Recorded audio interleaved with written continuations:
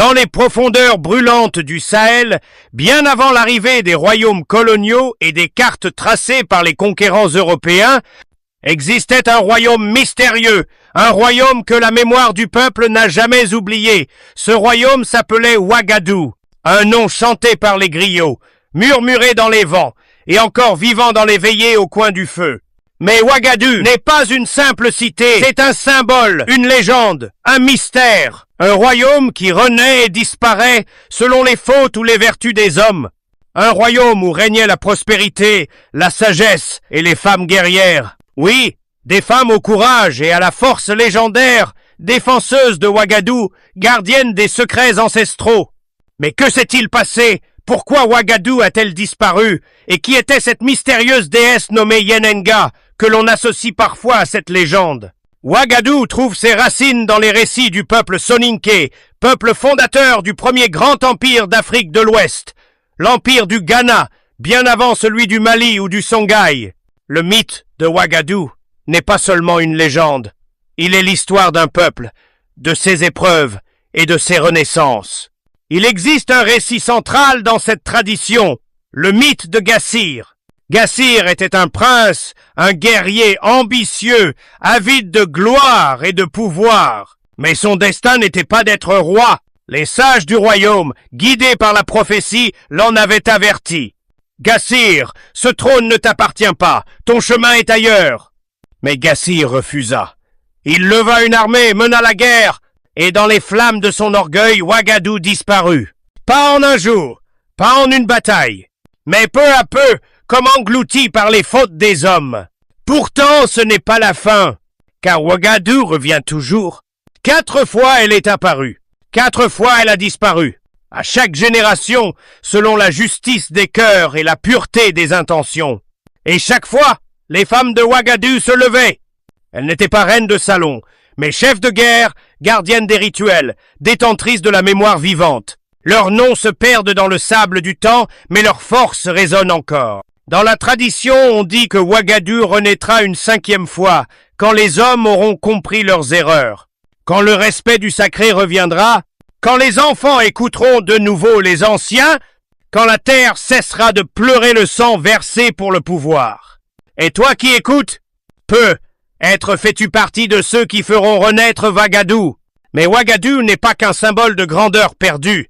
Elle est aussi le reflet d'une philosophie africaine profonde où le monde visible et le monde invisible coexistent.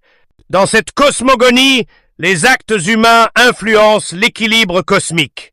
Chaque trahison, chaque égoïsme, chaque guerre déplacée perturbe cet équilibre et Ouagadou disparaît. Les anciens disent que Ouagadou est une cité vivante. Elle respire avec le cœur des hommes. Quand la vérité règne, elle se montre. Quand l'avidité prend le dessus, elle se retire dans l'invisible. Elle devient mythe, fumée, souvenir. Mais dans l'ombre de ce mythe se dresse une figure féminine, la guerrière oubliée, la matriarche silencieuse, la mère du peuple. Certains la nomment Yenenga, d'autres lui donnent d'autres noms selon les régions, Sira Binta Linger. Mais tous s'accordent sur une chose. Ce sont les femmes qui veillaient sur Ouagadou. Le peuple soninké vénérait les femmes non seulement comme mères, mais comme piliers de la spiritualité, stratèges et gardiennes du savoir. Elles menaient les rituels, interprétaient les signes, formaient les guerriers. Dans les récits, on parle d'une armée composée uniquement de femmes, entraînées depuis l'enfance à l'art de la guerre et à la maîtrise du sabre, de l'arc et des incantations. Elles défendaient non seulement la cité, mais aussi l'équilibre entre les mondes. Ces femmes n'étaient pas dans l'ombre, elles étaient la lumière. Mais l'histoire de Ouagadou n'est pas figée, elle vit dans les variantes racontées de village en village. Chez certains griots, Ouagadou est un paradis terrestre. Chez d'autres, c'est une cité souterraine, cachée sous les dunes, attendant d'être révélée.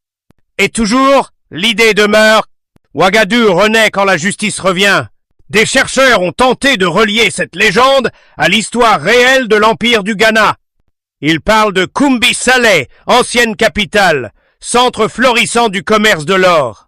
Un royaume si riche que les Arabes disaient « Le roi du Ghana possède un trésor si immense que même les sables se teintent d'or sous ses pieds. Mais dans ce royaume glorieux, il y avait une faille, l'oubli des valeurs, la soif de pouvoir, l'ego des rois. Et peu à peu, l'empire sombra comme Ouagadou. Mais malgré la chute, la mémoire de Ouagadou ne mourut jamais. Elle vécut dans les chansons des griots, dans les tambours qui battent encore dans les cérémonies sacrées et dans les yeux des anciens qui racontent ces histoires à la lumière du feu. Certains disent que la dernière apparition de Ouagadou fut brève. Elle surgit dans les rêves d'un jeune berger. Il vit des tours d'or, des femmes en armes, des arbres aux fruits brillants comme des pierres précieuses. Mais lorsqu'il tenta de guider les siens vers cette cité, elle avait déjà disparu. Les anciens interprètent cela comme un message. Ouagadou ne reviendra pas pour ceux qui cherchent la richesse, mais pour ceux qui cherchent la vérité. Et pourtant, partout en Afrique, des traces de Ouagadou réapparaissent. Dans le courage des femmes qui se lèvent pour protéger leur terre, dans les communautés qui restaurent l'équilibre entre l'humain et la nature, dans les jeunes qui renouent avec leurs racines, leur langue, leurs traditions, Ouagadou n'est pas un lieu, c'est un état d'esprit, une mission, un miroir. Elle nous tend la main, à nous qui vivons dans le présent. Elle nous dit, souviens-toi de qui tu es. Rappelle-toi de ce que tes ancêtres ont bâti. Ne laisse pas le bruit du monde moderne étouffer la voix de ta lignée. Si tu entends ces mots, ce n'est pas un hasard. Peut être que toi aussi tu fais partie de ceux appelés à faire renaître Ouagadou par tes actions, ton respect, ta justice. Et si Ouagadou doit apparaître une 5e fois, ce sera peu, être grâce à toi. Aujourd'hui encore, dans les déserts du Sahel, les griots chantent. Leur voix traverse les âges. Et dans leurs paroles, un même message revient. Tant que l'homme oubliera ses valeurs, Ouagadou restera invisible. Mais lorsque l'harmonie renaîtra dans le cœur des peuples, elle brillera à nouveau plus éclatante que jamais. Ouagadou, c'est plus qu'un mythe. C'est une vérité cachée dans la mémoire collective africaine. Une cité perdue, oui, mais une cité qui vit en chacun de nous, dans chaque femme forte, dans chaque homme juste, dans chaque enfant qui écoute et apprend. C'est dans la transmission, dans la parole, dans la justice, que Ouagadou reprend forme. Elle attend, elle veille, et peut être. Elle est déjà là, dans les cœurs éveillés. Si cette histoire t'a touché, partage-la. Réveille la mémoire de l'Afrique. Fais vivre les légendes. Et surtout, n'oublie jamais que tu es l'héritier d'un continent aux racines puissantes et au destin encore vivant. Abonne-toi, active la cloche sciative et rejoins cette aventure où chaque vidéo est un voyage dans les profondeurs sacrées de notre histoire. Car chaque légende oubliée mérite d'être racontée. Et chaque voix qui se lève fait renaître Ouagadou.